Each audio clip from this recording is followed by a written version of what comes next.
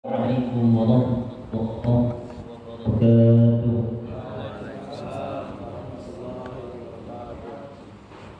Alhamdulillahirabbil alamin walladzi anzala as-sakinata fi qulubil mu'minin liyazdadu imanan ma'a imanihim. Asyhadu an la ilaha illallah wa asyhadu anna Muhammadan 'abduhu wa rasuluhu. Rahmatan اللهم صل على هذا النبي الكريم محمد صلى الله عليه وسلم. اللهم صل على محمد وعلى آله وصحبه أجمعين. قال تعالى: أعوذ بالله السميع العليم من الشيطان الرجيم.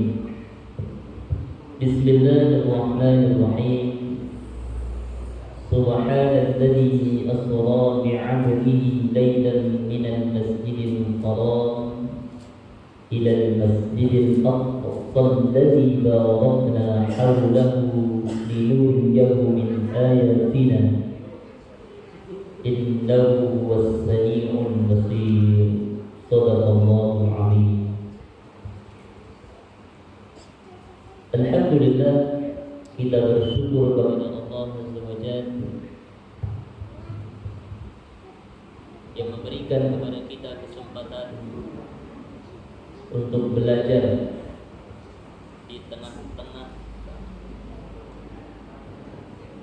kesibukan untuk menangani virus corona.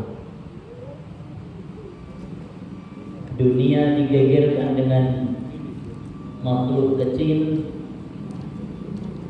yang telah menjadi asbab kematian bagi banyak manusia. Mudah-mudahan tidak kepada orang-orang mukmin, karena orang mukmin itu taharahnya saja minimal 5 kali. Jadi kalau dari ilmu kesehatan, salah satu cara untuk menanggulangi adalah cuci tangan. Kalau orang mukmin minimal 5 kali cuci tangan saja. Minimal. Belum sholat duha, belum tahajud, belum lagi yang menjaga wudhu setiap batal. Bahkan ada orang yang berwudhu itu lebih dari puluhan kali sehari. Tapi untuk orang mukmin, orang munafik dan orang kafir tentu tidak. Kalau kita berdoa kepada Allah, mudah-mudahan kita dihindarkan dari mara bahaya dan bencana, baik kita, keluarga, saudara kita, dan daerah kita yang kita cintai, insyaallah. Salawat kepada Rasulullah sallallahu alaihi wasallam. Semoga kita termasuk dari umat beliau yang istiqomah dalam menjalankan sunnah, sehingga kita berharap mendapatkan syafaat ketika di yaumil akhir. Amin. Amin ya rabbal alamin.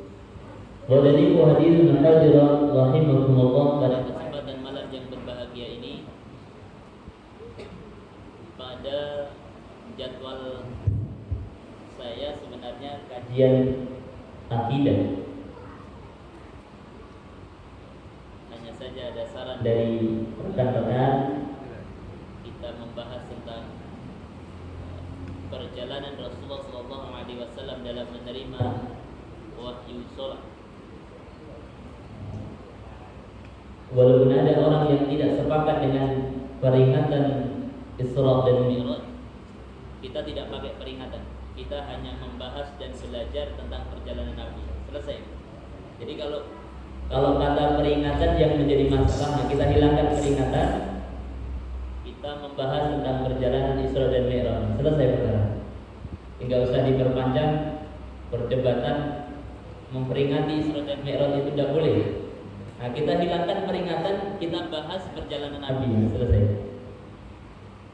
Di dalam surat ke-17, surat Al-Isra ayat 1, Allah Subhanahu wa taala mengatakan: Subhanalladzi asra bi'abdihi lailan minal masjidil haram ila al-masjidil aqsa alladzi barakna hawlahu linuriyahu min ayatina Maha suci Allah yang telah memperjalankan hambanya dari Masjidil Haram ila Masjidil Aqsa ke Masjidil Aqsa. Peristiwa inilah yang menyebabkan orang yang imannya kuat menjadi ragu, yang ragu menjadi tidak yakin. Dikala itu, pada waktu itu hanya keimananlah yang sanggup untuk mempercayai peristiwa ini, karena belum ada ketika itu teknologi. Jadi kalau hari ini kita kaji dari ilmiahnya, ini ayat bisa dipahami dari segi ilmiah, karena sudah ada pesawat. Kalau naik pesawat hanya beberapa jam dari Makkah Al-Mukarramah sampai ke Palestina. Tapi pada waktu itu kan belum bisa dipahami secara ilmiah, karena belum ada kendaraan pada waktu itu. Makanya kalau orang sekarang mengatakan ini ayat bisa dikaji dengan pemahaman ilmiah, benar untuk sekarang. Karena perjalanan normal nenek moyang mereka itu 40 hari baru selesai dari Masjidil Haram ke Masjidil Aqsa. 40 hari. Makanya ketika Nabi SAW mengumumkan di Jabal Qubais, nama tempat Jabal Qubais itu tempatnya di belakang istana raja. Kemudian sebelah kirinya ada rumah di mana Rasulullah SAW dilahirkan, yang sekarang dijadikan sebagai pustaka. Di situ ada Jabal, ada bukit Jabal Qubais namanya. Di situ Nabi mengumumkan peristiwa yang dialami. Maka tawa, ada makhluk yang ketawa pada waktu itu, Abu Jahal. Dia senang karena di saat Rasulullah SAW menyampaikan itu mulai terlihat orang-orang mukmin yang ragu dengan peristiwa itu. Maka kesempatan Abu Jahal untuk mempengaruhi, meyakinkan orang-orang Muslim untuk tidak percaya dengan peristiwa itu. Maka kesempatan pada waktu itu. Maka benar orang ragu dengan peristiwa. Kalau sekarang orang yang tidak beriman pun itu bisa meyakini peristiwa itu. Bisa meyakini. Kenapa? Ada pesawat.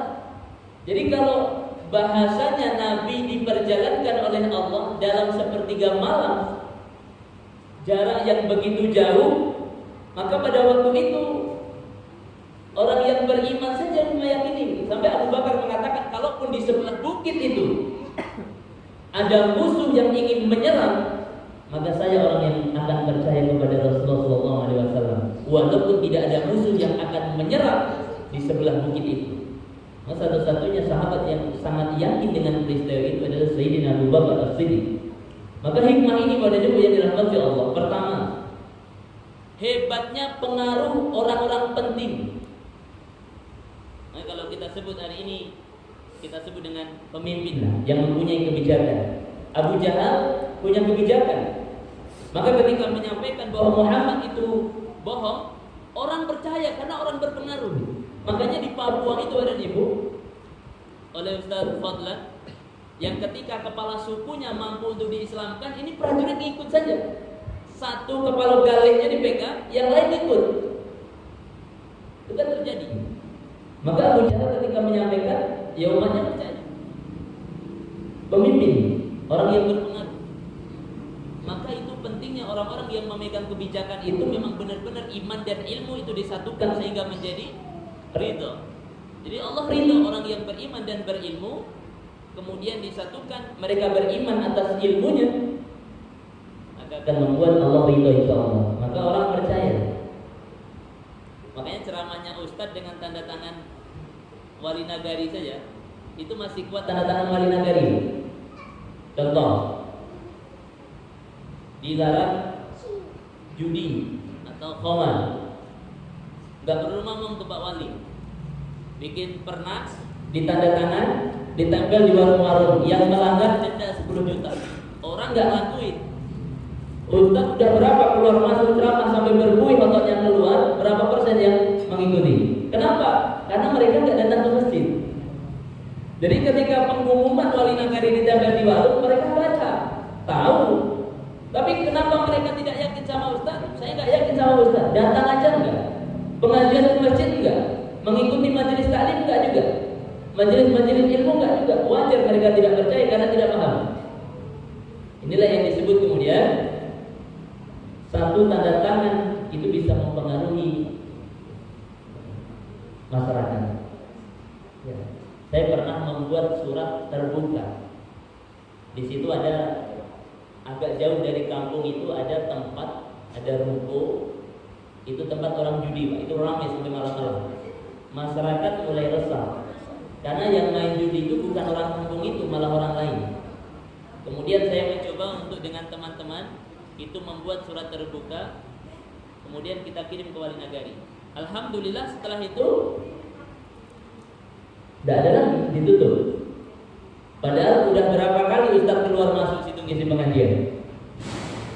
Kenapa mereka nggak paham? Ya nggak datang ke masjid, nggak dengerin. Mudah-mudahan yang hadir pada malam hari ini senantiasa diberikan pemahaman oleh Allah Subhanahu wa taala. Pada peristiwa Isra dan Mi'raj ini, badan yang dirahmati Allah, dari segi waktu itu terjadi perbedaan pendapat ulama. Bahkan dalam sebuah kitab itu lebih kurang ada 6 perbedaan dari segi waktu tentang peristiwa Isra dan Mi'raj. Ini terjadi perbedaan. Yang pertama ada ulama yang mengatakan bahwa Isra dan Mi'raj itu terjadi itu ketika Rasulullah SAW diangkat menjadi nabi. Ini yang pertama, diangkat menjadi nabi tidak lama peristiwa. Ada ulama yang mengatakan 5 tahun setelah kenabian. Ada yang mengatakan 10 tahun setelah kenabian. Ada yang mengatakan pada tanggal 27 bulan Rajab. Nah itu terjadi perbedaan. Tetapi bukan perbedaan itu yang ingin kita bahas terlalu dalam, tetapi adalah apa yang Rasulullah SAW bawa dalam peristiwa Isra dan Mi'raj. Ya. Karena waktu kita terbatas sampai Isya, maka kita langsung kepada hasil dari peristiwa itu. Nanti Bapak dan Ibu hadirin bisa baca di dalam Sirah Nabawiyah atau dalam kitab-kitab lain. Rasulullah SAW itu ketika dimi'rajkan dari Baitul Maqdis itu naik langit demi langit bertemu dengan para nabi. Bertemu dengan Nabi Adam, Nabi Yahya, Nabi Idris, Nabi Musa di langit ke-6 itu bertemu dengan Nabi Musa. Langsung naik ke langit ke-7 bertemu dengan Nabi Ibrahim alaihissalam. Nah kemudian naik bertemu dengan Allah Subhanahu wa taala. Singkat dalam peristiwa ini, kemudian Allah Subhanahu wa taala memberikan wahyu. Memberikan wahyu, apa wahyunya? Yaitu perintah sholat 50 waktu. Sekarang yang 5 waktu aja persentasenya yang sholat dengan yang tidak mungkin seimbang. Ini 5 waktu ada. Kalau 50 waktu kira-kira berapa persen yang mau sholat? Maka nggak akan ada itu kantor dinas, nggak akan ada kantor-kantor, nggak ada perusahaan, nggak ada. Karena orang di masjid saja itu nunggu waktu sholat. 50 waktu berarti 24 jam itu kita bagi. Maka orang tidak lama waktu sholat masuk, tidak lama waktu sholat masuk.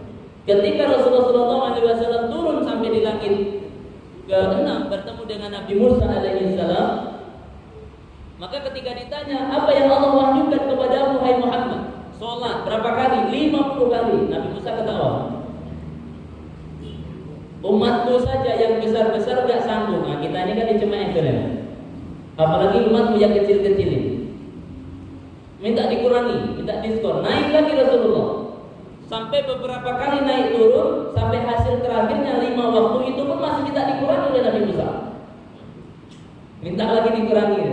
Tapi biasanya kalau orang udah minta diskon banyak itu, nah udah segan aja, udah bayar. Maka Rasulullah SAW menerima wahyu itu, kemudian disampaikan, walaupun nyatanya ketika disampaikan banyak umat yang ragu, bukan ragu dengan wahyunya, tetapi ragu dengan perjalanan yang begitu panjang, bukan hanya dari Masjidil Haram ke Masjidil Aqsa, tapi sampai ke Sidratul Muntaha, itu dalam perjalanan tidak sampai dalam semalaman. Ya. Makanya dalam kisah itu hanya sepertiga malam. Sampai ketika tempat tidurnya Rasulullah SAW itu diibaratkan itu belum hilang hangatnya, itu Rasulullah sudah kembali. Apa hikmah dari peristiwa ini yang Rasulullah SAW dapatkan dalam peristiwa Isra dan Mi'raj? Allah katakan di dalam Al-Quran, wa aqimus shalah innas shalah tanha 'anil fahsya'i wal munkar. Dirikan salat, kata Allah. Jaminannya apa? Innas shalah tanha 'anil fahsya'i wal munkar. Sesungguhnya salat mencegah perbuatan keji dan munkar. Sekarang muncul pertanyaan Bapak Ibu. Kita cek. Kalau orang sudah salat merasa salatnya rajin, tapi masih suka mengambil punya orang lain, masih suka mencuri, masih suka fitnah, masih suka korupsi, mengambil yang bukan haknya, maka dipertanyakan sholatnya. Karena siapa yang menjamin? Allah. Jadi sholatnya yang sungguh-sungguh itu Allah yang jamin. Siapa yang menjaga kita? Sholat. Karena sholat itu mencegah perbuatan keji dan munkar. Jadi sederhana. Kalau ada orang yang sudah rajin sholatnya, tapi masih suka juga fitnah, masih suka juga mencuri, masih berani mengambil yang bukan haknya, masih juga korupsi, maka pasti sholatnya belum beres. Yang jamin kan bukan kita, yang jamin Allah. Karena Allah yang menyampaikan bahwa yang sholatnya benar-benar didirikan itu, maka sholat akan menjaga dirinya dari perbuatan keji dan munkar. Kita cek secara singkat pada ini. Ketika kita sholat, dari awal takbiratul ihram sampai akhir salam, itu tidak ada yang tidak menyebut nama Allah. Semuanya melibatkan Allah. Anta hudallaha ka'annaka tarahu fa in lam takun tarahu fa innahu yaraka. Mengikut sertakan Allah di setiap aktivitas, bukan hanya sekedar sholat, setiap gerakan kita menyebut nama Allah. Makanya kalau ada pertanyaan, Ustaz, bagaimana agar sholat kita ini terasa khusyuk dan kita menikmati? Maka salah satu jawabannya adalah memahami makna dari bacaan sholat. Nah, ini insya Allah meminimalisir yang biasa ketika membaca Al-Fatihah, bacaan Al-Fatihah tapi yang ingat kemana-mana, itu menjaga agar kita tidak banyak mengingat masalah-masalah kita. Maka sholat itu harus dipahami setiap bacaan. Contoh pada ini, ketika kita takbiratul ihram, kita membaca Allahu Akbar, Allah Maha Besar. Jadi pas baca itu langsung ingat makna, langsung ingat maknanya. Ketika kita ruku, Subhana Rabbiyal Azim. Ini kalau perbedaan pendapat kita nggak bahas. Nanti bisa baca dalam kitab 4 mazhab. Ada yang membaca Subhana Rabbiyal Azim, ada yang membaca Subhana Rabbiyal Azim wa bihamdi. Bahkan ada satu mazhab itu yang tidak baca apa-apa. Jadi ruku aja, menunduk, nggak baca. Sampai imamnya iktidal berdiri lagi, dia nggak perlu baca. Ya. Tapi yang 3 mazhab sepakat membaca, walaupun bacaannya Subhana Rabbiyal Azim atau ditambah Subhana Rabbiyal Azim wa bihamdi, itu boleh milih. Itu hukum yang berbeda pendapat. Tapi kalau saya yang pendek, Subhana Rabbiyal Azim, selesai. Ustaz mazhab apa? Saya semuanya pakai. Kalau satu-satu repot juga daerah kita ini. Contoh duduk saja. Kita kan sering melihat ada orang sholat ketika duduk, karena ada 2 jenis duduk, ada tawarruk, ada iftiras. Yang duduk iftiras itu duduk tahiyat awal kalau bahasa kita. Yang tawarruk itu ketika tahiyat akhir. Nah, ini juga perbedaan pendapat. Kalau kita sholat di Masjidil Haram, kita sholat, itu rata-rata semuanya pakai duduk iftiras. Jarang yang pakai duduk tawarruk. Jadi walaupun sholatnya 4 rakaat, 3 rakaat, itu enggak tahiyat akhir duduknya, Bapak Ibu. Duduknya itu duduk iftiras, duduk tahiyat awal kalau kita.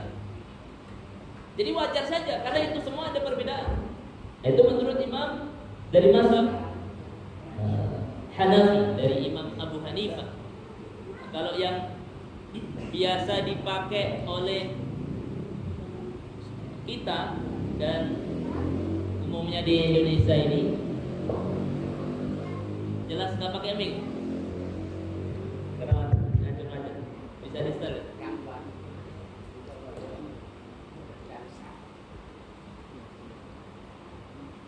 Yang banyak diterapkan di daerah kita ini kalau duduk itu kan dari mazhabnya Imam Syafi'i.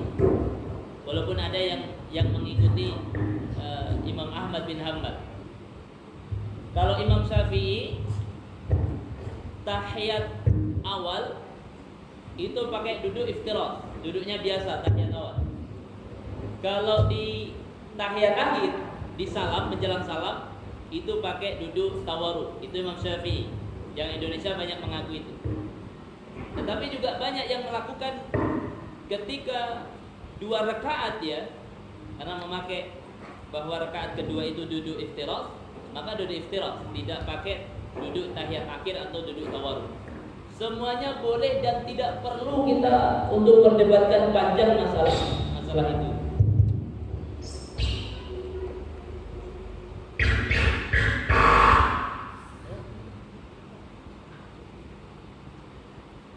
Nah ini dalam sholat. Maka peristiwa Isra dan Mi'raj itu bukan saja sekedar hafal sih sebenarnya. Perjalanan Nabi dari Masjidil Haram ke Masjidil Aqsa, kemudian di Mi'raj dinaikkan oleh Allah. Allah yang memperjalankan, kemudian naik. Setiap langit itu Bapak dan Ibu yang dirahmati Allah, setiap menaiki itu Rasulullah SAW disampaikan dalam sirah. Enggak mungkin saya sampaikan, saya ambil beberapa contoh. Rasulullah SAW itu pernah melihat ada orang yang senantiasa mulut mereka itu benar-benar Nabi lihat dalam peristiwa itu. Jadi surga dan neraka memang Allah tunjukkan kepada beliau. Makanya kalau ada orang yang pernah mengatakan, siapa orang yang pernah melihat surga dan neraka? Jelas ada. Rasulullah SAW, siapa yang pernah tinggal di surga? Katanya kan ada pertanyaan untuk mendangkalkan akidah manusia tentang surga neraka ini nanti. Ada. Nabi Adam alaihissalam itu sempat tinggal di surga, walaupun juga dikeluarkan oleh Allah karena satu kekhilafan beliau. Nabi Idris alaihissalam itu diberitahu surga juga oleh Allah. Jadi kalau ada orang yang ingin membodohi orang mukmin tentang keyakinan surga dan neraka itu apakah benar-benar ada, dan mereka meyakini harus benar-benar ada yang sudah pernah tinggal di sana baru mereka yakin. Maka kalau kita kaji dalam Al-Quran, Nabi Adam alaihissalam itu pernah tinggal di surga. Wa qulna ya Adam uskun anta wa zawjukal jannah. Nabi Adam itu tinggal di situ begitu. Nah, ini harus yakin gitu. Maka dalam peristiwa ini adalah peristiwa yang benar-benar kemuliaan bagi kita selaku umat Rasulullah SAW, karena terbukti ketika beliau meninggalkan Nabi Musa alaihissalam, Nabi Musa menangis. Ditanya oleh malaikat, apa yang menyebabkan engkau menangis ya Musa? Apa jawab Nabi Musa? Ya. Umat Rasulullah SAW itu lebih banyak untuk menghuni surga, menjadi penghuni surga daripada umatku, kata beliau. Jadi umat Rasulullah itu lebih banyak menghuni surga daripada umat Nabi Musa alaihissalam. Siapa umat Rasulullah SAW? Kita. Beliau menangis dari. Jadi peristiwa ini Rasulullah diberikan petunjuk. Ada orang mulutnya seperti mulut unta, manusia tapi mulutnya mulut unta. Dia tahu mulut unta itu besar, wajah ke depan gitu. Maka kenapa bisa seperti itu? Ketika Rasulullah SAW bertanya kepada malaikat Jibril, itu adalah orang yang suka memakan harta anak yatim, katanya.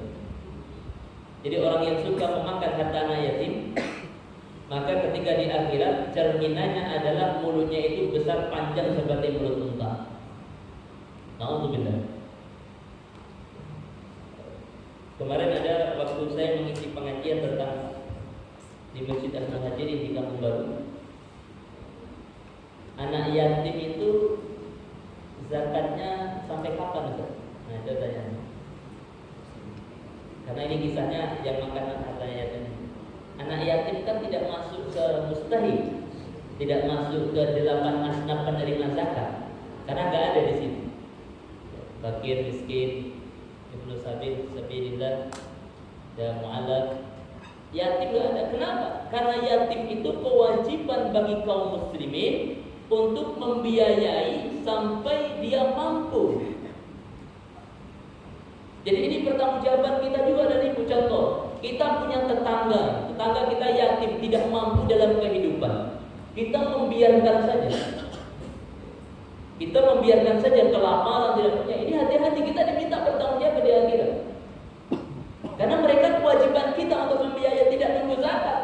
Karena zakat ini kadang kalau di masjid ada infak anak yatim, itu kan bukan zakat, memang infak anak yatim kemudian dibagikan. Tapi kalau menunggu zakat, contohnya zakat fitrah yang ditunaikan 1 tahun sekali, maka akan mati kelaparan itu anak yatim yang hidup sebelah kita ini. Nah ini buat dari rahmat Allah. Makanya kita insya Allah mudah-mudahan bulan depan sudah jalan. Itu kita membuat panti asuhan berbasis pengasuhan. Tempatnya sudah ada. Itu ada dermawan yang meminjamkan rumah, ada 2. Itu di perumahan Pemda Sikapu, itu yang akan kita pakai. Yang mewakafkan tanah juga sudah ada.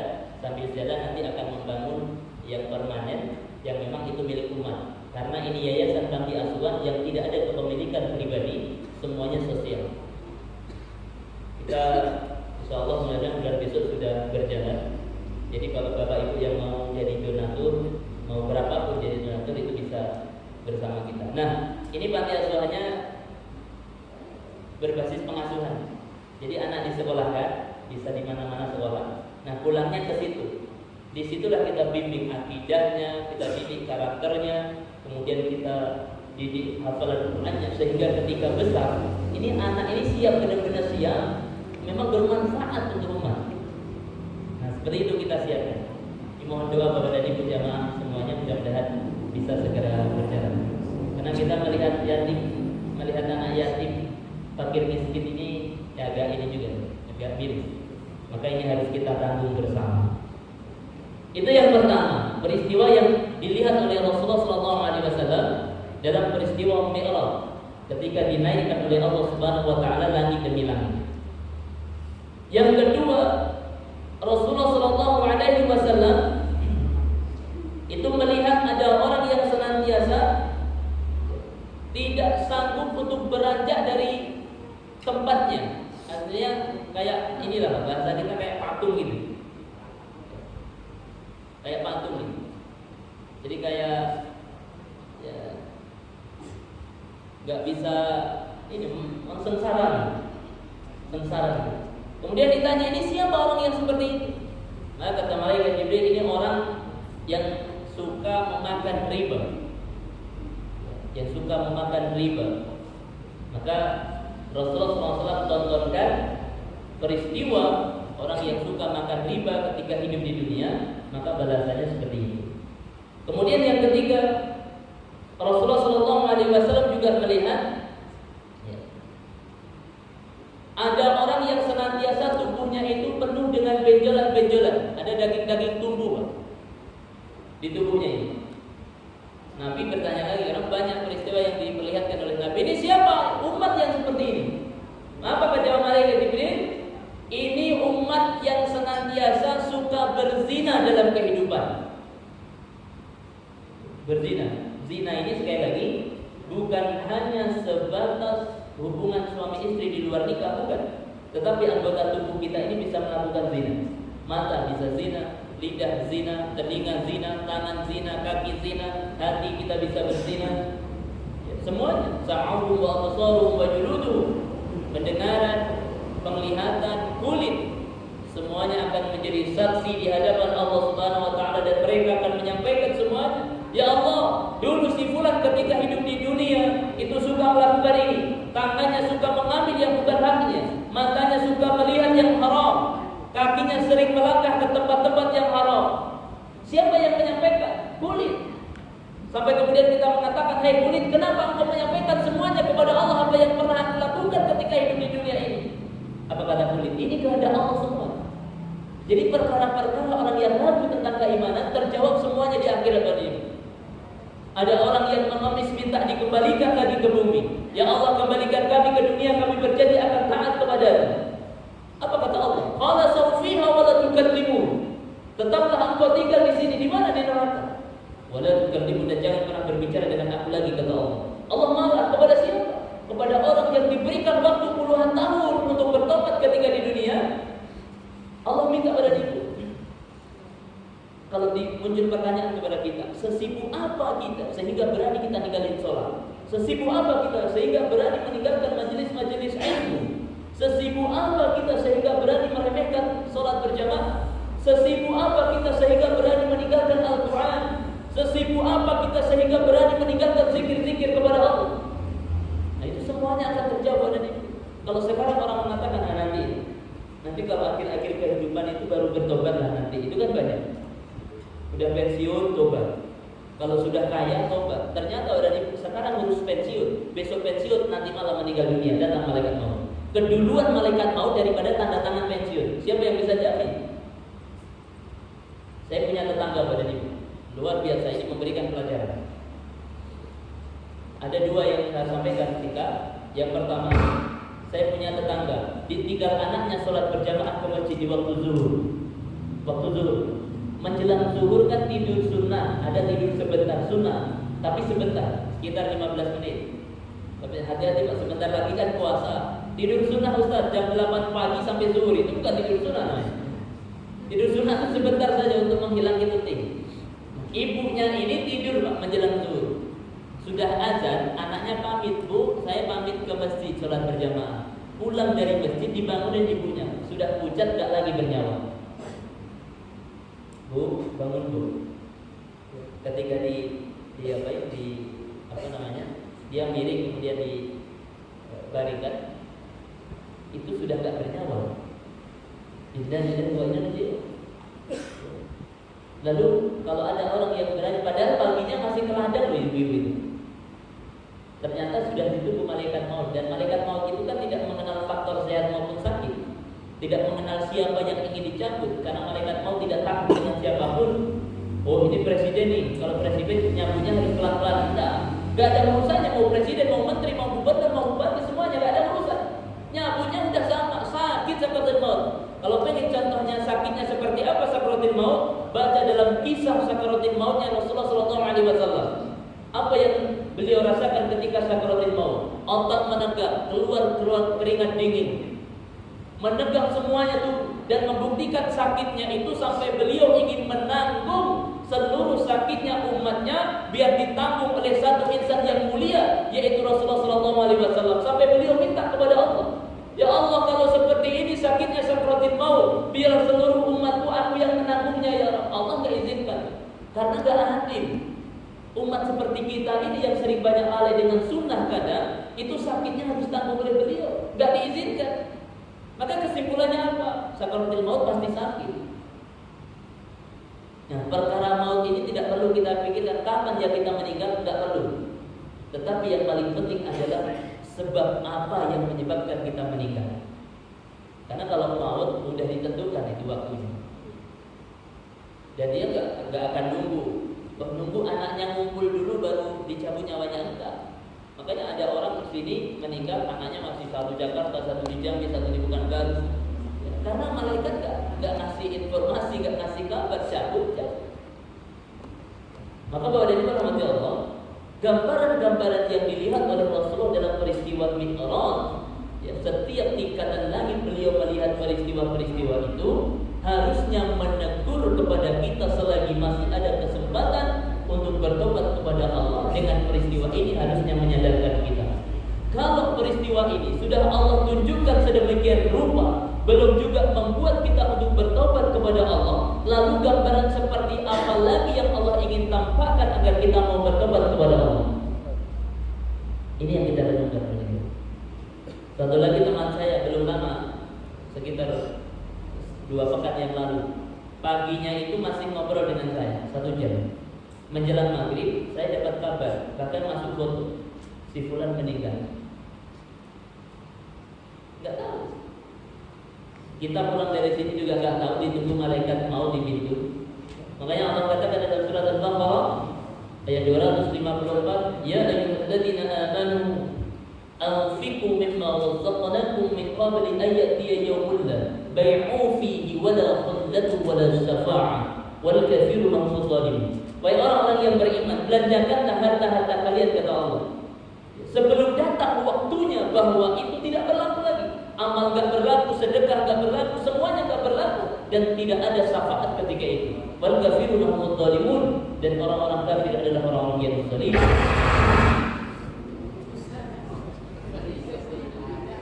Kira itu lupa. Corona belum selesai datang ke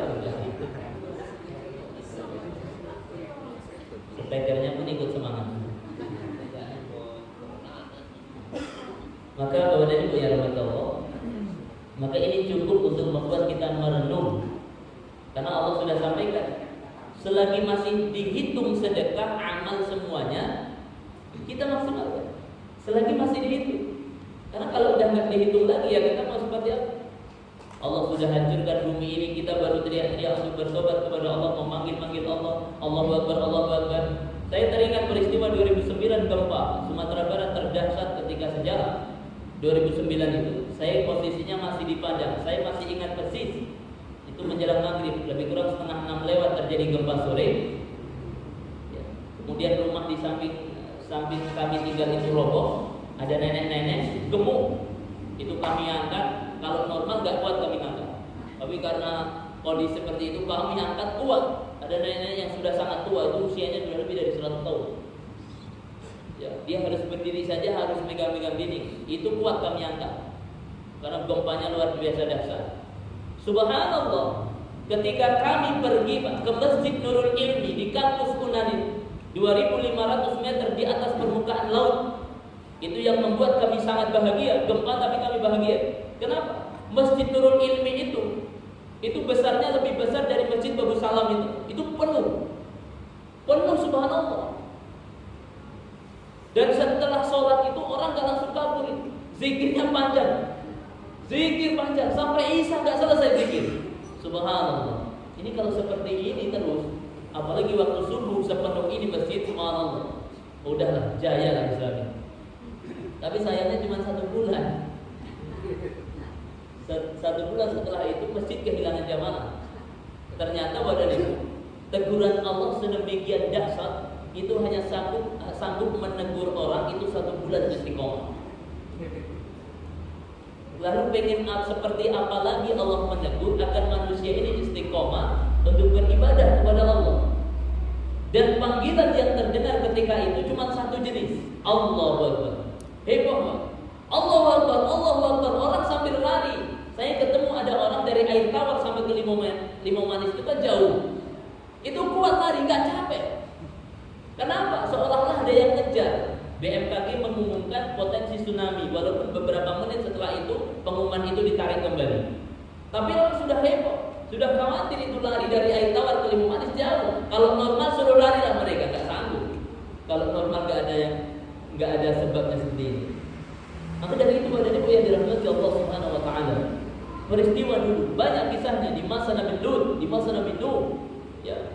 Di masa Sayyidina Umar bin Khattab ada penyakit-penyakit yang Allah memang turunkan kepada mereka. Tujuannya apa? Menegur. Ya. Yang hitung-hitungan kita bahwa dan Ibu rahmat Allah akan jelas berbeda. Orang mukmin dengan orang munafik dengan orang kafir menilai bencana corona pasti berbeda pandangannya. Kalau saya lebih melihat dari satu ayat yang Allah sampaikan, apapun ini kan salah satu juga bencana sebenarnya. Faqul dan akhadna bil dzambi, kami akan turunkan bencana sesuai dengan dosa yang dilakukan oleh manusia. Jadi kalau sekarang heboh dunia ini dan sebagainya, kita berpikirnya pertama harus tobat dulu yang kita keluarkan, baru penanganan. Karena kalau langsung penanganan sementara nggak bertobat, wallahu a'lam bishawab. Tobat dulu tadi. Ya ayyuhalladzina amanu wa tubu ilallahi taubatan nasuha. Tobat dulu. Sehingga muncul di situ renungan, muncul doa. Walaupun ikhtiar manusia, maksimal manusia sekedar ikhtiar, itu melakukan penanganan-penanganan yang hari ini sudah diluncurkan oleh orang-orang yang memiliki kebijakan itu. Nah, kalau kita menjaga wudhu saja insya Allah. Nah, kalau wudhu ini sempurna pada ini. Ya. Ada dalam fikih wudhu itu kan memasukkan air ke hidung, istinsaq. Yang namanya istinsaq itu kan memasukkan air, bukan basuh hidung, tapi memang menghirup air. Air diambil, memang dihirup. Nah, baru dikeluarkan lagi. Itulah yang membersihkan racun-racun dari hidung itu keluar. Cuman kan penyakitnya kadang duduk cepat-cepat kan cuma sini-sini aja yang dibasuh.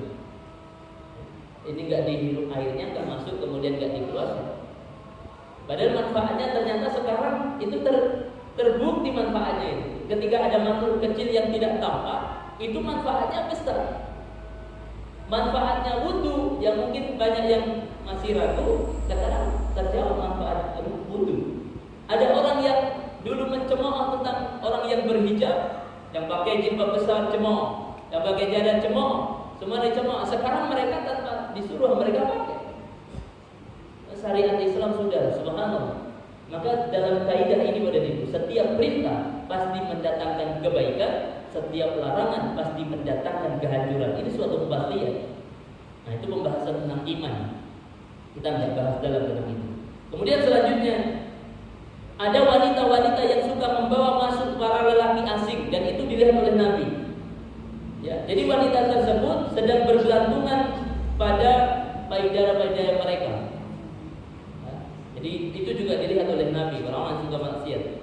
Ada orang-orang yang senantiasa Rasulullah SAW melihat ada orang yang senantiasa meminum air di dalam wadah yang tertutup bahasanya. Wadah yang tertutup maksudnya dia minum tapi nggak pernah nyampe, nggak pernah menghilangkan rasa hausnya. Bahkan Rasulullah SAW ada melihat orang yang senantiasa memukul kepala sendiri dengan gada-gada, dipukul sampai hancur kepalanya. Siapa orang-orang yang senantiasa Allah astagfir, siapa yang menyembuhkan diri dalam kehidupan mereka, menganggap diri paling baik, memuji diri sendiri, mencela orang lain, nah itu ditampakkan akibatnya di akhirat kelak. Bahwa dari hadirin hadirin rahimakumullah, wahyu sholat ini badannya berahmati Allah. Kita nggak bahas dari segi kesehatan, karena kalau kesehatan jelas sebenarnya. Kalau kita sempurna dalam ruku, maka akan sehat pinggang kita. Apa yang kita baca ketika ruku? Subhanallah bihamdihi, Maha suci Allah. Allah lagi yang kita panggil, yang Maha agung. Kalau mau ditambah wa bihamdi, dan memujilah aku kepadanya boleh. Subhana rabbiyal azimi wa bihamdi, Maha suci Allah yang Maha agung, wa bihamdi, dan memujilah aku kepadanya. Maka kalau kita membaca kemudian memahami maknanya, inilah yang membuat insya Allah sholat kita khusyuk. Saya singkat sebentar ya Pak Imam. Kemudian ketika kita iktidal, Sami Allahu liman hamidah, Allah lagi yang kita sebut. Allah mendengar pujian seorang hamba yang memujinya. Rabbana lakal hamdu ya Rabb, segala puji hanya milikmu. Allah lagi. Subhana rabbiyal a'la wa bihamdi, Maha suci Allah yang maha tinggi, wa bihamdi, dan memujilah aku kepadanya. Kita rendah, Allah maha tinggi. Lalu kalau ada orang yang melebihi, yang dia lebih tinggi dengan Allah, berarti sombong dalam kehidupan, seperti Fir'aun. Faqala ana rabbukumul a'la. Fir'aun adalah makhluk yang berani mengatakan bahwa dirinya adalah Tuhan yang maha tinggi. Nah, ini Fir'aun. Tujuan kita sujud merendah, tikar sama. Di sini siapapun isinya, mau pejabat, mau pengusaha, mau rakyat biasa, mau siapapun sama. Nggak ada bedanya. Oh, yang pejabat ya sujudnya keningnya nggak nyentuh lantai, yang rakyat biasa nyentuh lantai. Nggak ada bedanya. Nyentuh lantai sama, nyentuh keningnya, nyentuh tangan, nyentuh lutut, nyentuh kakinya, nyentuh lantai semua. Dan di saat merendah itu kita kita meninggikan Allah Subhanahu wa taala. Maka kalau setiap bacaan ini kita pahami, subhanallah. Rabbi firli warhamni wajibuni warfa'ni warzuqni wahdini wa'afini wa'fu'ani. 8 doa lengkap yang kita butuhkan kepada Allah Subhanahu wa taala, semuanya ada di situ, ada di.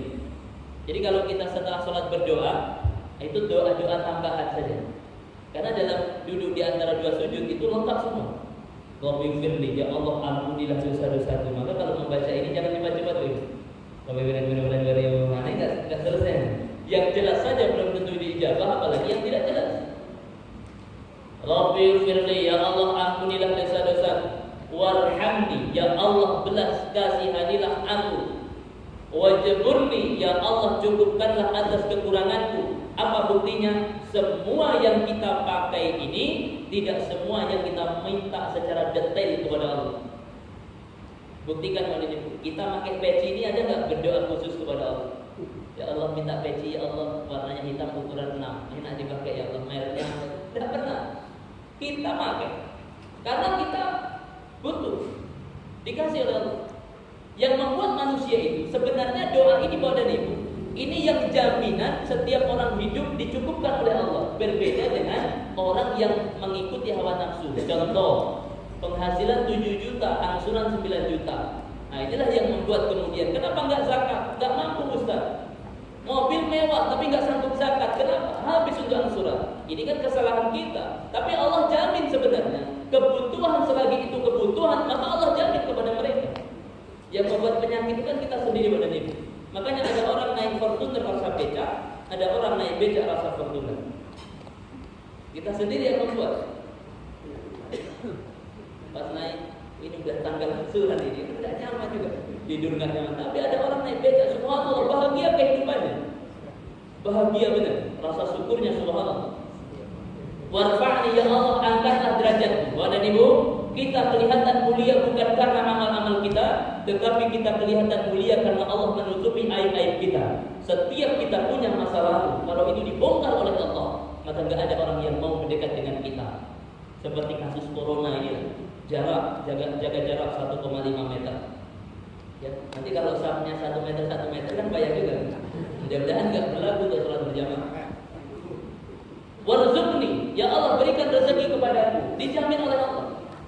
Wahdini, ya Allah berikan petunjuk. Wa'afini, berikan kesehatan. Apa yang gak ada dalam doa ini? Minta ampunan, minta belas kasih, minta dicukupkan kebutuhan, minta diangkat derajat, minta diberikan rezeki, minta diberikan petunjuk, minta diberikan kesehatan. Di terakhir tutup lagi dengan minta ampun kepada Allah. 8 doa lengkap kalau kita baca, kita pahami setiap bacaan. Maka ada orang bapak dan ibu, mohon maaf, ada orang yang setelah zikir dia kadang gak berdoa. Bukan berarti gak berdoa. 8 doa ini kan sudah lengkap dalam permintaan kepada Allah. Mungkin nambah, contoh setelah kita zikir kita doa, tambahlah Rabbi habli minas sholihin, minta anak yang soleh-solehah. Di situ kita minta contohnya diberikan hidayah kepada keluarga kita, kemudian minta doa kepada orang tua, tambahan. Tetapi 8 ini sejatinya itu sudah lengkap dalam permintaan kita kepada Allah Subhanahu wa taala. Maka wadah ini yang dirahmati Allah, mudah-mudahan dengan peristiwa ini bukan hanya peringatan rutin, tetapi peristiwa ini kita mengambil hikmah di balik wahyu yang Rasulullah SAW terima, yaitu sholat, yang mana Allah sampaikan bahwa sholat itu menjaga manusia dari perbuatan keji dan mungkar. Jadi kalau ada orang yang sholatnya rajin tapi masih suka bermaksiat, maka ada yang salah dalam sholatnya. Ada orang sholat rajin tetapi masih suka korupsi, maka ada yang salah dalam sholatnya. Ada orang yang sholatnya rajin, subhanallah, tetapi masih suka memfitnah orang lain adu domba, berarti ada yang salah dalam sholatnya. Kalau sholat sudah benar-benar dipahami dan didirikan, maka perbuatan keji dan mungkar insya Allah itu terhindar dalam diri kita. Mudah-mudahan bermanfaat bagi kita semuanya. Badan yang dirahmati Allah, spesial Bada Isa, mungkin ada yang diskusi, tetapi ini senantiasa yang mau diskusi dan sebagainya, maka kita akan masih duduk di sini. Tapi yang mau diskusi pada ibu rahmatullah, ya lebih kurang 15 menit Bada Isa. Mudah-mudahan menambah ukhuwah Islam kita dan kita saling berbagi ilmu pengetahuan kita. Allahu a'lam bis-shawab. Fabikum man qadama rabbuka la takunanna minal mumtarin. Subhanakallahumma wa bihamdika asyhadu an la ilaha illa anta astaghfiruka wa atubu ilaik. Assalamualaikum warahmatullahi wabarakatuh.